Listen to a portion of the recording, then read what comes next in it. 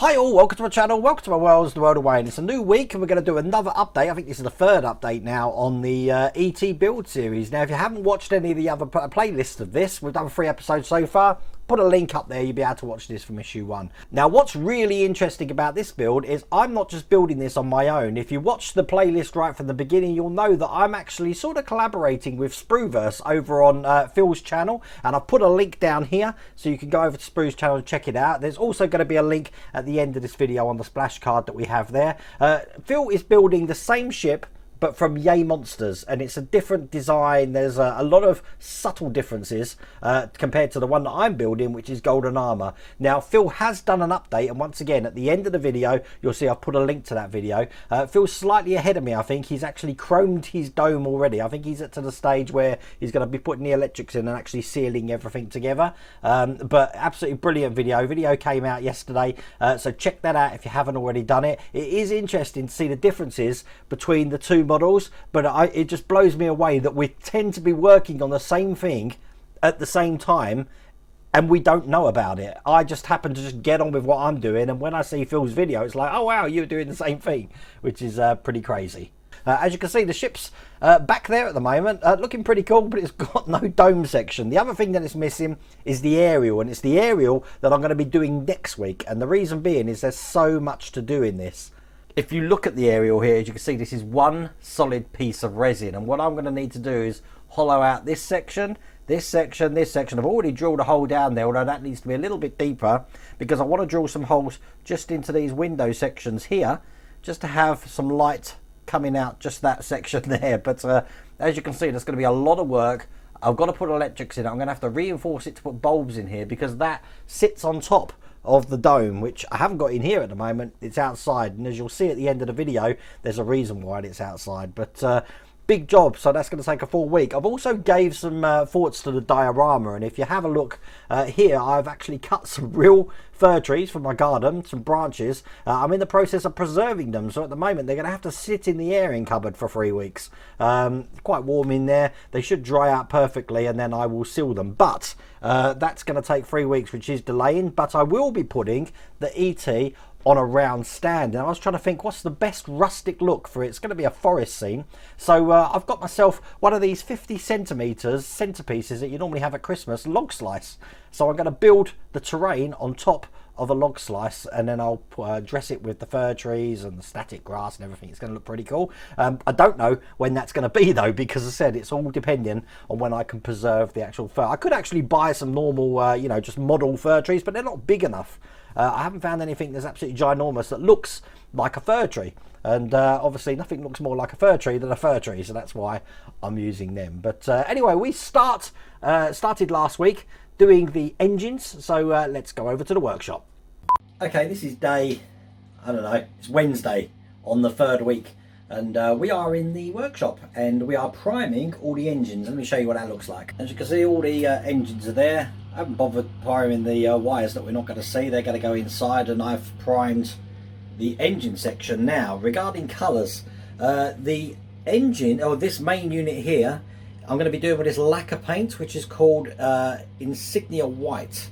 It's like an off-white. I like the colour of that, so I'm going to use that. Obviously, that's going to be heavy weathered afterwards. With the engines, I've got a couple of colours I'm using here. I'm going to be using this one called Lynn Grey, which is another lacquer. I'm using all lacquers on this, and then the other one here is just a flat black, just to provide a little bit more emphasis on there. And then obviously they're going to be weathered as well. I was wondering whether to make these holes here darker, but again, I think I'll do that as part of the weathering process. But looking good, just waiting for it to dry. I've got my trusty hairdryer here helping me out with that. The primer I've used is just a Vallejo surface primer there, Ghost, but they're looking pretty cool. So that brings us to this stage. I've still got to weather, but I've now glued in the engine, so then I can turn them upside down all at once to put all the covers in for the lamps. But these are the weathering effects I'm using. I got these from Amazon. These are actually in my Amazon store, but that's what we're going to be weathering everything up with. And then I use a little black wash to create some oil drips and stuff underneath those lamps there. pretty impressed at how it is at the moment, but I'm gluing these engines in with the get it over here with the Gorilla epoxy. Sets in 5 minutes, but I'll just leave it for a few hours. See how that looks. There we go. We have the light test of everything working. Just got it hooked up to an Arduino at the moment, but I'm really happy with how that looks.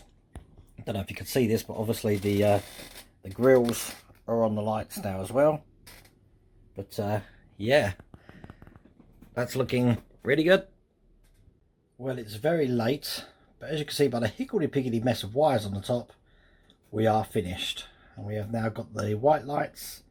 I've decided to make them pulsating, the red lights. And then we've got the engine lights. That's the middle section done. The only other lights we need now are to light up the dome and a few lights in the aerial. Other than that, we're good. And there you go. That's what it's looking like at the moment.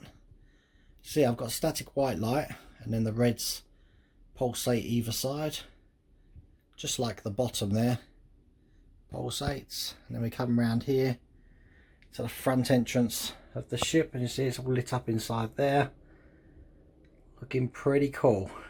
So throughout the week I have been posting some pictures on social media, and I'll put them on here for you now just to show you what this all looks like in the dark. I'm saving for a big reveal so you can see that later, but I'm sure you'll agree that looks absolutely brilliant. So this has all been weathered up. None of these top sections are glued down, but pretty much that is finished. I can leave that alone at the moment because I'm turning my attention to this. Now, as you can see, I've already cut the holes out of it. Now, the only way we can do that is with a router bit on the Dremel, drill a hole and then just push it backwards and forwards, left and right. So we do get the effect of sort of tablet windows. But the reason we can't do it perfectly is because look at the inside of this. Because of the way this has been cast, it's impossible to get an angle. Some bits are thicker than others. So I've done the best I possibly could. But remember, you're not going to see those holes. When all the chrome's in here and the black, the only thing you're going to see through those holes are the light. So, but it's better than nothing. So we'll see how that looks. I'm about to prime that now. Hi all, it's Sunday morning and we're in the workshop. It's about -5 out there again. And I thought what better way to end this week's ET update than to start the dome. Now I'm going to be priming the dome. I've primed the dome already. I'm going to be putting the black gloss on it before I put the Alclad, which I've got here.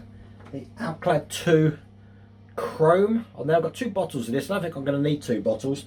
But I have been shopping around. Now, if you remember in the earlier video, I did say that I want to have a real metallic black. So what better way to do that than using this?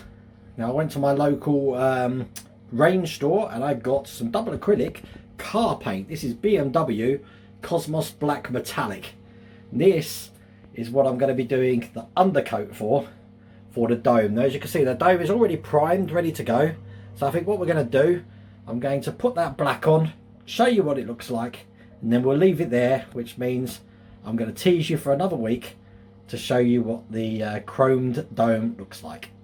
And there you go, that's just had one coat so far. And if I just I've got this turntable, which is just I nicked my mother's bread cake table here, so I don't think she's going to appreciate that. That's the first coat, and as you can see, we're starting to get the mirrored shine on that already, looking just like that. So I'll come back and give it a couple more coats to see how that looks. So as you can see at the end of this is pretty much what the dome's looking like. So I'm ready to chrome that this morning, and then, as I said at the beginning of the video, get to work on this, which, believe it or not, I think this is going to be the hardest part of the whole build, because I've got a lot of work to do on this. Just this little tiny thing, a lot of work. I have also got a bag of bits here which go on top of the aerial. See, once the electrics are in, it's resined out and I've got it in. I've got to paint it and weather it up. So yeah, big job that is.